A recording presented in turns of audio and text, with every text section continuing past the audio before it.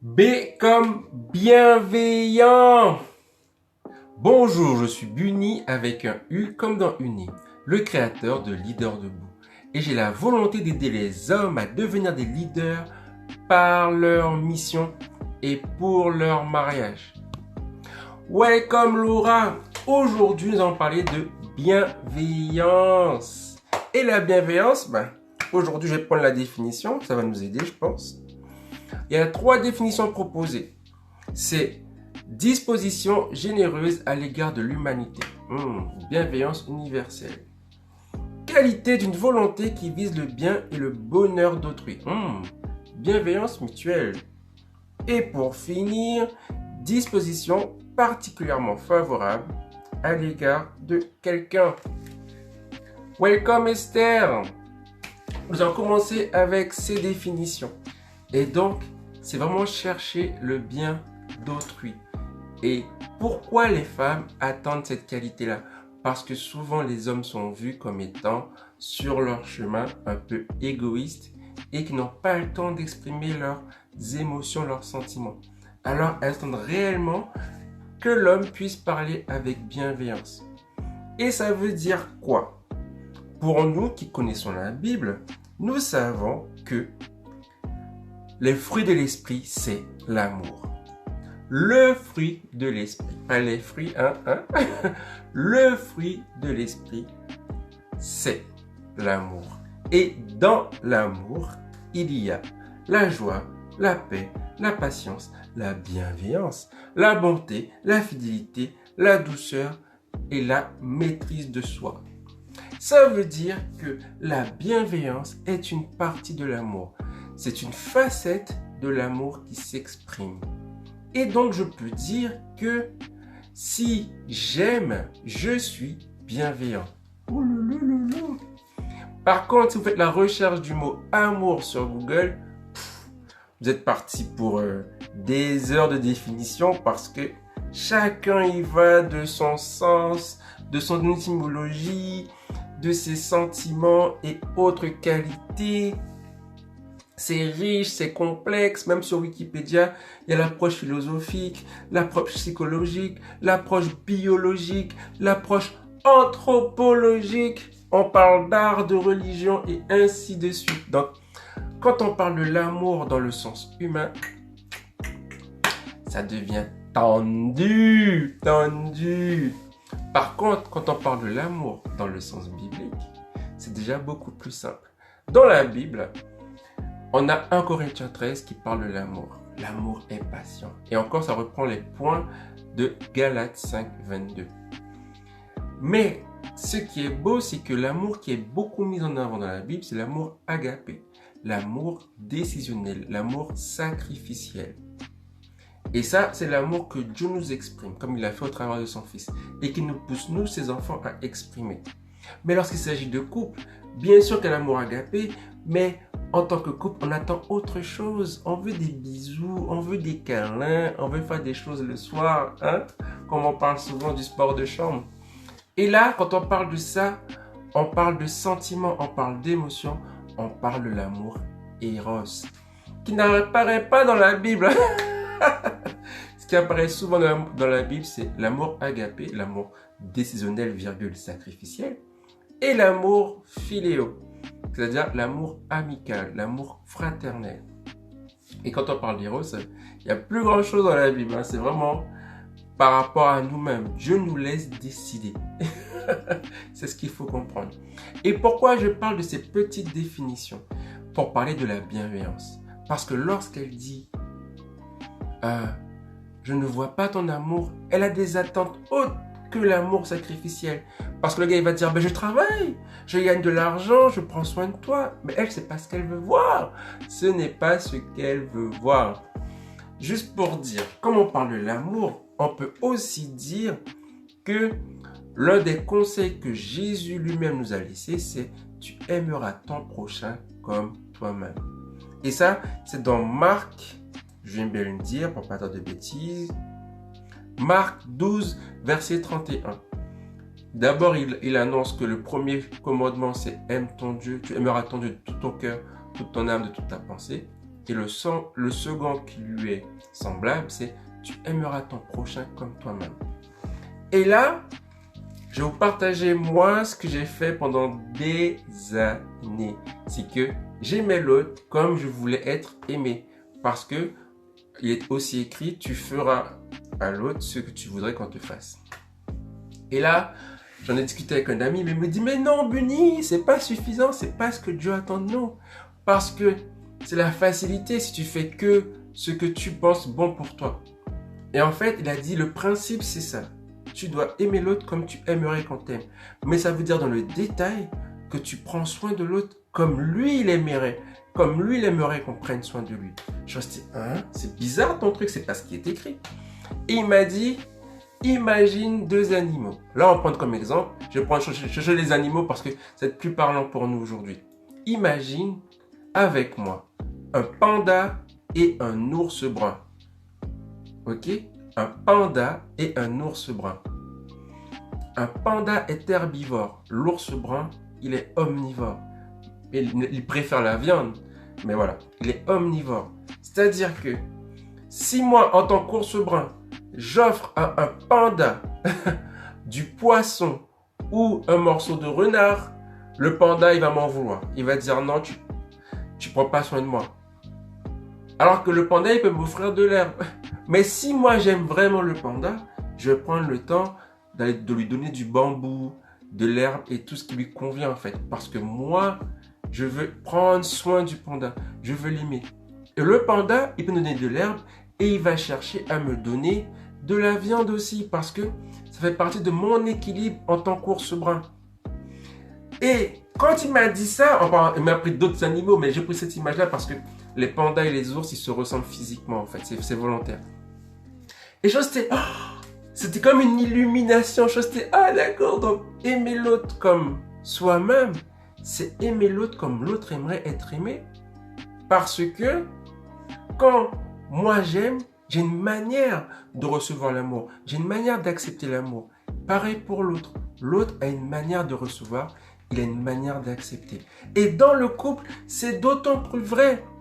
Parce qu'un homme, soyons clairs, lui tout ce qu'il veut, c'est des bisous, c'est des câlins, c'est se déshabiller, c'est mettre la bouche un peu partout. Mais madame, elle veut autre chose. Elle veut des paroles, elle veut des sorties et ainsi de suite. Donc, on a pu voir la définition, on a pu voir aussi ça veut dire quoi aimer son prochain comme soi-même. Et dans le couple, qu'est-ce que ça signifie? Et donc, c'est pour ça que la bienveillance est importante. Parce que si on veut dire simplement la bienveillance, c'est veiller au bien de l'autre. Tout simplement, sans chercher compliqué. Veiller au bien de l'autre. Suis-je bienveillant? Est-ce que je cherche le bien de l'autre? Et pour nous aider dans cette tâche, j'ai créé encore une fois un petit acronyme. Et cette fois-ci, il s'agit de l'acronyme ETA. Quand elle veut voir ton amour, elle veut te voir dans tous tes états. Elle est bonne, elle est bonne, elle est bonne. Et le E, c'est pour énergie, enthousiasme. Elle veut que lorsque tu viennes vers elle, tu sois enthousiaste, tu sois rempli d'énergie, tu sois intentionnel. Ça compte parce que les femmes ont une plus grande facilité à percevoir les intentions, à percevoir les énergies. Donc, elles y sont plus sensibles que nous. Nous, tout ce qu'on veut, c'est des actions, c'est des gestes, c'est des signes forts. Elle, non, elle est dans la subtilité. Elle veut que ton énergie soit au bon niveau. Elle veut que ton enthousiasme soit présent, soit clair. Même que, pour dire clairement avec madame, parfois c'est tendu à cause de ça, parce que moi je dis oui, mais elle dit, mais où est l'enthousiasme? Où est l'énergie? Je dis, mais j'ai pas besoin pour faire ce que j'ai à faire. Elle me dit, mais pour moi c'est important. Donc messieurs, faites attention. Le T pour le temps. Elle veut que tu investisses du temps de qualité. Après l'enthousiasme, après l'énergie, elle veut du temps de qualité. Elle veut être vraiment ta priorité. Est-ce qu'elle est ta priorité? Est-ce que tu arrives à faire d'elle ta priorité? Est-ce qu'elle arrive à sentir quelle est ta priorité? Et ça, c'est très important pour elle. Donc, après l'énergie, le temps. Et le A, c'est pour roulement de tambour. Brrr. Attention. Elle veut de l'attention. Le temps, c'est du temps, on peut le compter en durée. Mais l'attention, les petites choses qu'on ne voit pas, elle les capte. Les autres, elles ne les verront pas, mais elle verra. Elle verra si tu t'es assorti. Elle verra si tu as mis un parfum particulier. Elle le sentira. Elle verra que tu as changé de coiffure. Elle verra que tu t'es rasé d'une manière particulière. Elle verra que tu as ciré tes chaussures. Elle verra les petites attentions. Elle verra si tu prends du temps par rapport à elle. Si tu envoies le SMS qui fait la différence. Si tu prends le temps d'appeler. Si tu prends le temps de programmer des rendez-vous. Elle voit les attentions. Et elle voit si ton attention est focus sur elle. Le deuxième T, c'est pour tendresse. La tendresse. Et j'admets que là, c'est pas simple pour nous, les gars. Nous, on est robuste, hein. On est solide. On aime les choses simples, directes. Mais de plus en plus, je parle avec ma femme et je parle avec les jeunes femmes que je connais, plus je me rends compte combien la manière de dire est importante. Le ton fait la chanson. La manière. Comment tu m'as dit ça? Mais t'as pas pris le temps. Pour vous dire, j'avais eu un Zoom avec des amis et tout. On a juste fait un petit exemple, un petit jeu. Mais parce que le ton était directif et grave, il y a une fille qui est sortie du jeu. Elle était là en mode, mais qu'est-ce qui se passe là? Elle a vraiment pris pour elle. Parce que le ton est important. La tendresse, c'est important. Parler avec douceur, avec la voix suave, pour dire les mots qui vont faire vibrer son cœur. Parler avec douceur, agir avec tendresse. Ça, c'est pour le deuxième T. Et pour finir, les sentiments. Est-ce que tu arrives à exprimer tes sentiments? Tes sentiments positifs comme tes sentiments négatif. Parce qu'à la base, un sentiment, c'est juste une émotion qui a pris le temps de grandir. Si vous voulez faire simple, sentiment égale émotion plus temps. Exemple, l'émotion c'est la colère. Si je laisse du temps, ça se transforme en sentiment de haine. L'émotion c'est la joie. Si je laisse du temps, ça se transforme en sentiment de bonheur. Et ainsi de suite. Le sentiment est une émotion qui a grandi avec le temps.